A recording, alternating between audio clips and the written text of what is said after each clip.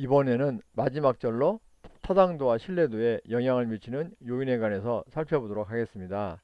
저희가 강아지가 그동안 너무 공부를 열심히 한 탓에 지금은 이제 녹다운 돼가지고 조용히 잠을 자고 있습니다. 어저께도 밤을 샜다고 그러는데 그냥 그대로 두도록 하겠습니다. 그런데 이제 타당도와 신뢰도에 영향을 미치는 요인은 결국 측정의 오류와 관련됩니다. 그래서 결국 이제 이 저 사절은 측정의 오류에 대한 내용이 주를 이루고 있습니다. 우리가 측정하는 과정은 오류에 취약합니다. 우리가 완벽하게 측정할 수가 없기 때문에 오류에 취약하는데, 오류가 이제 에러, 보통 우리가 실수도 하고 하는 그런 것을 에러인데, 이것을 갖다가 이 경우에는 오류라고 번역을 하고 있습니다. 그렇기 때문에 측정하는 과정에서는 항상 오류가 존재하는데, 이런 걸 측정 오류, 이런 것을 측정 오류라고 부르는데, 측정 오류는 타당도와 신뢰도에 영향을 미치고 있습니다. 그래서 아까도 말씀드렸듯이 타당도와 신뢰도에 영향을 미치는 요인은 측정 오류에 관한 이야기라고 볼 수가 있겠습니다. 그러면은 측정에서 오류가 발생하는 주요한 원인은 뭐냐?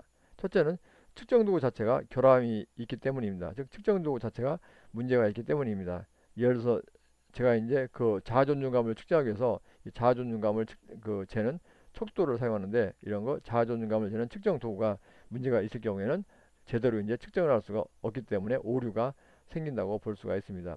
또 두 번째는 측정 도구에는 큰 문제가 없는데, 측정하는 사람이 뭐 기술이 부족하거나 뭐 부주의하거나 착오를 일으키는 경우가 있을 것입니다. 예를 들어서 제가 이제 그 자존감을 측정하기 위해서 면접원이 돼가지고 실제 그 대상자한테 가가지고 그것을 이제 읽어주는데, 제가 좀 이제 읽는 기술이 부족한다든지 잘못 읽을 경우에는 제대로 정확하게 측정을 할 수 없기 때문에 오류가 생긴다고 볼 수가 있겠습니다. 그리고 이제 대상자의 심리적 특성이 일시적으로 변하거나 측정을 하는 환경이 특이한 경우입니다. 이것은 우리가 쉽게 이제 비유를 들자면은, 그 예전에 보면은 평상시에는 공부를 굉장히 잘하는데 수능 시험이나 그런 데 가면은 성적이 나쁜 사람들이 있는데, 그런 사람들은 그 수능 같은 것을 보게 되면은 너무나 긴장한 나머지 그 제대로 이제 자기 실력 발휘를 못하는 것이 있는데, 바로 그런 것이 이제 측정에서도 해당이 될 수 있다는 것입니다. 그래서 결국 이제 여기서 중요한 것은 이 측정에서는 오류가 항상 존재하는데, 이런 측정 오류가 바로 타당도와 신뢰도에 영향을 미친다는 것을 잘 기억을 하시면 될 것 같습니다. 그러면 이제 측정 오류에는 어떤 형태가 있느냐? 이것은 주로 양적 조사에 해당되는데, 첫 번째는 체계적 오류가 있습니다. 그리고 또 하나는 비체계적 오류입니다. 이 비체계적 오류는 무작위 오류라고도 부르고 있습니다. 그래서 측정의 오류에는 체계적 오류와 비체계적 오류, 즉 무작위 오류가 있는데, 이 체계적 오류는 일관성이 있게 약간 좀 규칙적이거나 또는 약간 체계적으로 발생하는 오류입니다. 그렇지만 비체계적 오류는 무작위로 발생하기 때문에 일관성이 없게, 또는 속말로 자기 멋대로 발생하는 오류라고 볼 수가 있겠습니다. 그래서 여기서 중요한 것은 이제 측정 오류에는 체계적 오류와 비체계적 오류가 있다. 그리고 비체계적 오류는 무작위 오류라고 부른다. 그것을 좀 꼭 기억해 두시기를 바라겠습니다. 그런데 아까 이제 그 신뢰도와 타당도에 영향을 미치는 것이 측정 오류라고 되어 있었는데, 그 체계적 오류는 타당도에 영향을 미치고 비체계적 오류는 신뢰도에 영향을 미칩니다. 그래서 그것도 같이 좀 기억을 해두시면 감사하겠습니다. 이 체계적 오류는 어디에 영향을 미치냐면 타당도와 신뢰도 중에서 이 타당도에 영향을 미치고, 비체계적 오류, 무작위 오류는 어디에 영향을 미치냐면 신뢰도에 영향을 미친다는 것, 그것도 좀 더불어 기억을 꽉 해두시기를 바라겠습니다. 그럼 한번 복지사 시험에서 실제로 출제된 문제를 풀어보도록 하겠습니다. 측정에서 나타날 수 있는 오류를 나타낸 것 중 맞는 것인데, 이것은 뭐 묻지도 따지지도 말고 그냥 체계적 오류와 비체계적 오류입니다. 체계적 오류와 비체계적 오류인데, 비체계적 오류를 무작위 오류라고 하기 때문에 이 경우에는 정답이 체계적 오류와 비체계적 오류인데, 비체계적 오류가 없고 무작위 오류가 있기 때문에 이게 가하고 다가 해당되니까 정답은 요 2번이 땡땡 2번이 되겠습니다. 뭐 상당히 쉬운 문제라고 볼 수가 있겠습니다. 기본적인 지식만 갖추고 있으면 상당히 쉬운 문제라고 볼 수가 있겠습니다. 그럼 이제 그 체계적 오류가, 다음에 이제는 체계적 오류에 대해서 살펴보고 좀 이따가 비체계적 오류에 대해서 살펴보도록 하겠습니다. 그러면은 체계적 오류가 왜 생기느냐? 그것에 관해서는 이 자료를 수집하는 방식에 문제가 있을 경우에 체계적 오류가 발생할 수 있습니다. 그리고 또 하나 경우에는 그 자료를 제공하는 사람들, 즉 그 대상자가 약간 그 역동적인 측면을, 그러니까 그 대상자들이 인간이기 때문에 자기 나름의 어떤 그 다이내믹한 그런 거 측면을 가지기 때문에 체계적 오류가 발생할 수가 있습니다. 그리고 어느 경우에는 그 측정 도구가 실제로 이제 측정하려고 하는 것을 측정하지 못할 경우에도 체계적 오류가 발생할 수가 있습니다. 예, 그래서 이 부분은 뭐 그냥 슬쩍 지나가시면 될 것 같습니다. 다음에 이제 체계적 오류와 관련된 것이 편향입니다. 그래서 이 부분을 좀 잘 기억해 두시기를 바라겠습니다.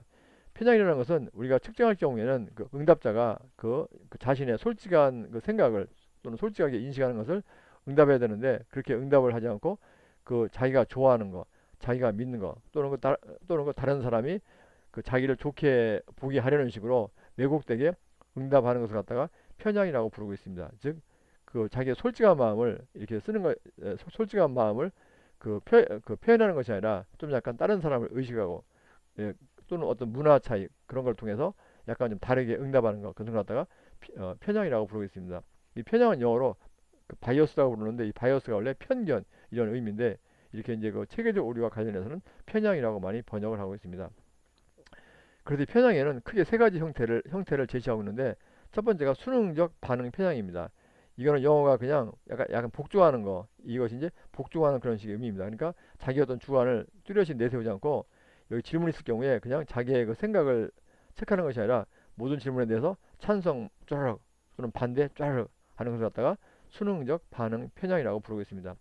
우리가 예를 들어서 그 강의 평가할 경우에 여기 이제 질문이 쫙 있다면 쭉 그냥 봐가지고 뭐 강의를 잘하느냐 그럴 때 잘한다에 쫙 한다든지, 아니면 못한다에 쫙 하는 거, 이제 자기의 솔직한 마음을 이렇게 표현하는 것이 아니라 그냥 뭐 주관이 없이 그냥 하나에 대해서 쫙 이렇게 체크하는 것, 이런 걸 갖다가 수능적 반응 편향이라고 볼 수가 있겠습니다. 두 번째가 사회적 적절성 편향입니다. 이게 사회적이고, 요것이 영어로 이제 요것의 그 동사가 디자이어입니다. 디자이어. 우리가 디자이어가 뭐죠? 이제 바라다, 원하다, 그런 식의 의미이기 때문에 사회적으로 바라는 바에 근거해서 그 응답을 하는 것입니다. 아까도 말씀드린 것처럼 자기의 솔직한 마음을 응답하는 것이 아니라 다른 사람들이 자기를 좋게 보이려는 식으로 응답을 하는 것입니다. 예를 들어서 응답자에게 귀한 그 야동을 좋아하십니까? 물었습니다. 그럼 응답자가 그 사실은 야동을 되게 좋아하는데, 혹시 만약에 자기가 야동을 좋아한다는 식으로 체크를 한 것을 딴 사람이 알게 되면은 약간 좀 자신에게 좀 쪽팔리고 어떤 자신의 그 사회적 지위가 떨어질지 모르니까, 실제는 그 야동을 좋아함에도 불구하고 다른 사람들이 자기에 대해서 좋은 이미지를 가지게 하기 위해서 야동을 싫어한다 또는 아주 싫어한다, 이런 식으로 응답하는 것이 바로 사회적 적절성의 편향이라고 볼 수가 있겠습니다. 또 세 번째는 문화적 차이 편향입니다. 이것은 이제 어떤 문화 차이 때문에 생기는 편향이라고 볼 수가 있겠습니다. 예를 들면 이혼이나 그런 것이 한국이나 미국에서 바라보는 인식이 틀리고, 또는 뭐 이렇게 허깅한다, 껴안는다 그런 것이 한국이나 미국에서 서로 이제 그 바라보는 것이 틀리기 때문에, 그런 것 때문에 그 문화적 차이가 있기 때문에 거기서 나타나는 편향, 그래서 갖다가 문화적 차이 편향이라고 이야기를 하고 있습니다. 그래서 편향이 이렇게 세 가지가 있다. 즉 수능적 반응 편향, 사회적 적절성 편향, 문화적 차이 편향, 그런 것이 있다는 것을 잘 기억을 해두시고, 그것에 대한 간단한 주요한 특징을 잘 기억해 두시면 감사하겠습니다. 한번 이제 문제를 풀어보도록 하겠습니다. 이것도 역시 복지사 시험에 실제로 출제되었던 문제입니다. 사회복지재단에서 구직자의 팀워크를 알아보기 위한 성격 검사를 했습니다. 그런데 이때 해당 구직자들이 재단에 취업하기 위해서 좋은 인상을 보여주기 위한 응답만 선택할 수 있다 또는 선택하였다고 할 경우에 어떤 오류냐. 즉 그 구직자들이 이제 자기 성격에 대해서 솔직히 자기 성격을 나타내는 것이 아니라 자기가 좋은 이미지를 주기 위해서 이제 그 자기의 솔직한 성격을 속이고 다른 사람이 자기에 대해서 좋게 생각하는 식으로 응답을 하였다는 것입니다. 이것이 바로 이제 사회적 바람직성 편향이라고 볼 수가 있겠습니다. 결국 이제 사회적 적절성 편향입니다.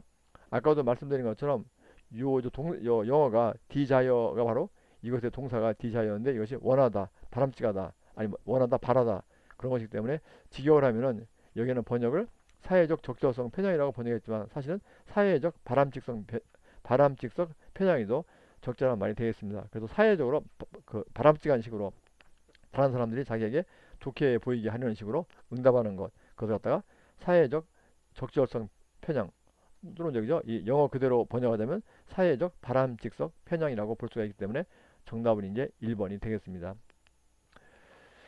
다음에는 이제 무작위로입니다. 무작위로는 아까도 말씀드린 것처럼 비체계적으로 일관성이 없게 나타나는 오류인데, 이것은 이제 비체계적으로 일관성이 없게 나타나기 때문에 일관성이 없게 영향을 미칩니다. 결국은 일관성 있게 영향을 미치지 않는다 말이 되겠습니다.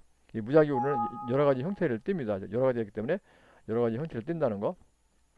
그리고 이제 그 체계적 오류는 체계적으로 제거할 수가 있습니다. 체계적 오류는 이렇게 일관성 있게 약간 좀 규칙적으로 생기기 때문에 그것을 딱 그 없애버리게 되면은 체계적으로 이제 제거할 수 있는데, 무작위로는 그 자기 멋대로 발생하고 일관성이 없이 나타나기 때문에, 그리고 또 언제 나타날지 모르기 때문에 쉽게 제거할 수가 없다는 것입니다. 그래서 이제 그 부분을 좀 기억해 두시면 될 것 같습니다. 그래서 이제 무작위로는 그 일관성이 없게 영향을 미친다. 즉 체계적으로 영향을 미치지 않기 때문에 쉽게 제거할 수가 없지만, 체계적으로는 쉽게 제거할 수 있다. 이렇게 이제 기억을 해두시면 되겠습니다. 이제 이것으로서 그 사전을 마치고 그 6장에 대한 모든 거 강의를 끝내도록 하겠습니다. 긴 강의 들어주시라고 고생 많이 하셨습니다.